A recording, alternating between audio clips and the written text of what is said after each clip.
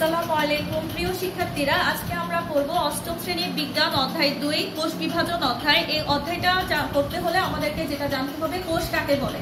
কোষ হচ্ছে জীবদেহের গঠন ও কার্যকরী একক। এই কোষগুলো আমরা যে ছোট থেকে একটা প্রাণী বড় হয়েছি, সেটা উদ্ভিদ হোক বা প্রাণী হোক, এই সবাই হচ্ছে যে কোষ দিয়ে তৈরি। এই কোষগুলোই হচ্ছে আমাদের যে দেহ গঠনকারী একক।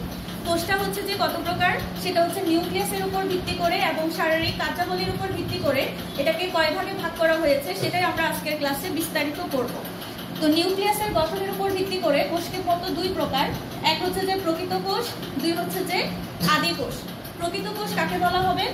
যে সকল কোষে আবরণী বেষ্টিত নিউক্লিয়াস থাকবে, এরপর হচ্ছে যে আবরণী বেষ্টিত নিউক্লিয়াস ছাড়াও আবরণী বেষ্টিত অঙ্গাণুগুলো থাকবে, সেটাই হচ্ছে যে প্রকৃত কোষ। তো শুধু আবরণী বেষ্টিত নিউক্লিয়াসটা কিরকম? কোষের মধ্যে হচ্ছে যে নিউক্লিয়াসের চারপাশে নিউক্লিয়ার মেমব্রেন থাকবে, আবরণ থাকবে। এরপর যদি আমরা বলি যে আবরণী বেষ্টিত অঙ্গাণুগুলো কি কি আছে, মাইটোকন্ড্রিয়া আছে, ক্লোরোপ্লাস্ট আছে। এই যে মাইটোকন্ড্রিয়া, একটা যদি আমরা কোষ চিন্তা করি, এই কোষের মধ্যে নিউক্লিয়াস যেটা থাকবে সেখানেও আবরণী থাকবে। তারপর হচ্ছে যে মাইটোকন্ড্রিয়া, ক্লোরোপ্লাস্ট যে অঙ্গাণুগুলো থাকবে সেগুলো আবরণী বেষ্টিত থাকবে, তখনই সেটা হবে যে প্রকৃত কোষ। এছাড়াও প্রকৃত কোষ যেটা, তার হচ্ছে যে জড় পদার্থ কোষ প্রাচীর থাকবে, কোষ প্রাচীরের গড়টা হবে যে জড় পদার্থের তৈরি। এরপর হচ্ছে যে এদের উদাহরণে যদি আসি, শৈবাল, ছত্রাক, ব্রায়োফাইট, টেরিডোফাইট, এগুলো ব্রায়োফাইট, টেরিডোফাইট কারা? এটা হচ্ছে ক্ষুদ্র ক্ষুদ্র উদ্ভিদ। এরপর আছে যে জিমনোস্পার্ম আছে, নগ্নবীজী উদ্ভিদ, অ্যাঞ্জিওস্পার্ম, আবৃতবীজী উদ্ভিদ, এই সকল প্রকৃত উদ্ভিদ। এবং যে প্রাণী কোষগুলো আছে এগুলো সবাই হচ্ছে যে প্রকৃত, যে প্রাণী কোষ, এই সবগুলো কোষ যে কোষগুলো দিয়ে তৈরি সেগুলো হচ্ছে প্রকৃত কোষ দিয়েই তৈরি। এরপর হচ্ছে যে প্রকৃত কোষ আবার দুই প্রকার, একটা হচ্ছে উদ্ভিদ কোষ, প্রাণী কোষ। উদ্ভিদ কোষের বৈশিষ্ট্য আর প্রাণী কোষের বৈশিষ্ট্যের মধ্যে পার্থক্যটা কোথায়? উদ্ভিদ কোষগুলো হচ্ছে যে সেলুলোজ নির্মিত কোষ প্রাচীর থাকবে, কোষ গহ্বর থাকবে, কিন্তু প্রাণী কোষে সেলুলোজ নির্মিত কোনো কোষ প্রাচীর থাকবে না। তারপর হচ্ছে যে কোনো কোষ গহ্বর থাকবে না, থাকলে সেটা ছোট হবে।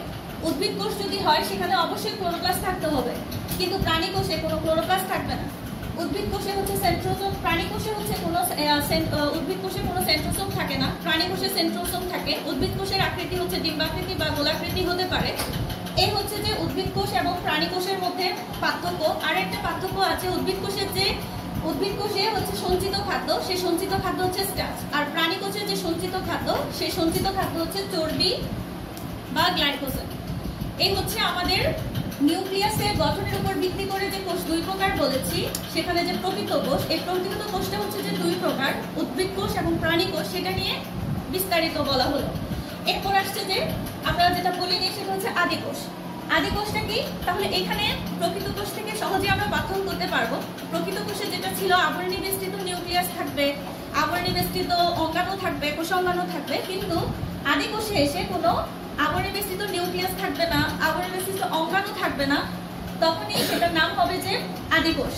যে কোষে আবরণী বেষ্টিত নিউক্লিয়াস থাকবে না, আবরণী বেষ্টিত কোনো অঙ্গাণু থাকবে না, সেগুলাই হচ্ছে যে আদি কোষ।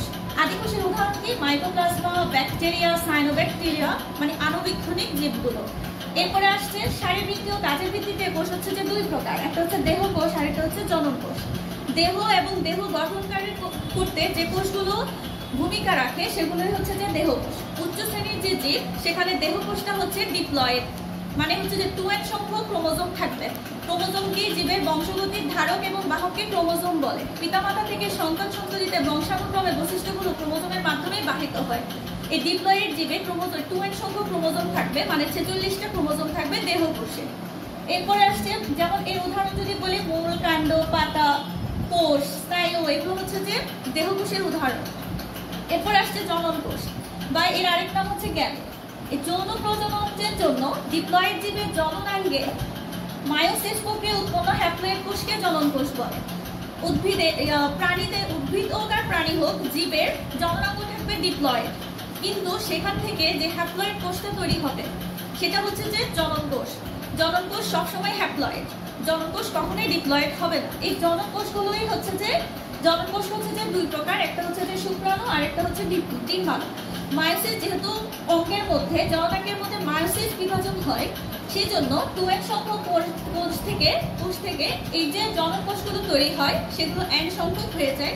আর এই n সংখ্যক কোষগুলো কিভাবে 2n থেকে n সংখ্যক হয়, অথবা যে দেহের গঠন হয় যে সেখানে একটা প্রাণী ছোট থেকে এখানে মাইটোসিস হয়। মাইটোসিস মানে হচ্ছে মাতৃকোষে যে কোষগুলো থাকবে, যত সংখ্যক ক্রোমোজোম থাকবে, যে উৎপন্ন কোষ হবে সেখানে ক্রোমোজোমের সংখ্যা সমান থাকবে, আর ক্রোমোজোম সংখ্যা হ্রাস পাবে মায়োসিস বিভাজনে। এই যে বিভাজনগুলো, কোষ বিভাজনগুলো, সেগুলো আমরা পরবর্তী চ্যাপ্টারে পরবর্তী ক্লাসে পড়বো। তো আশা করছি আজকের ক্লাসটি তোমাদের সবার ভালো লেগেছে। সবাই ভালো থাকবে। আল্লাহ হাফেজ।